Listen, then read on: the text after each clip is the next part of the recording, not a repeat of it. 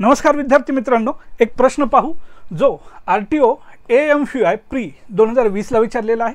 प्रश्न काय पहा। 1948 साली टिंब यांनी महाराष्ट्रात प्रवरा सहकारी साखर कारखाना सुरू केला।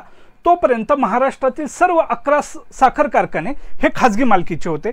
असे ते कोण व्यक्ती आहेत ज्यांनी सहकारी तत्वावरचा महाराष्ट्रातला पहिला साखर कारखाना सुरू केला? तर त्यांचं नाव आहे विखे पाटील, म्हणजेच विठ्ठलराव विखे पाटील। हे नाव सगळ्यात महत्त्वाचं आहे आणि यांनी जो साखर कारखाना सुरू केला त्याच्यानंतर महाराष्ट्रात अनेक सहकारी साखर कारखाने सुरू झाले। आज महाराष्ट्रात 104 सहकारी साखर कारखाने आहेत, सहकारी साखर कारखाने, आणि 103 खाजगी साखर कारखाने। हे सुद्धा लक्षात ठेवा। पूर्वी महाराष्ट्रात सहकारी साखर कारखाने खूप होते, आता खाजगी कारखान्यांकडे कल वाढत चाललेला आहे। ही माहिती महत्त्वाची आहे। अशाच माहितीसाठी इन्फिनिटीला लाईक करा, RTO ची बॅच नक्की जॉइन करा।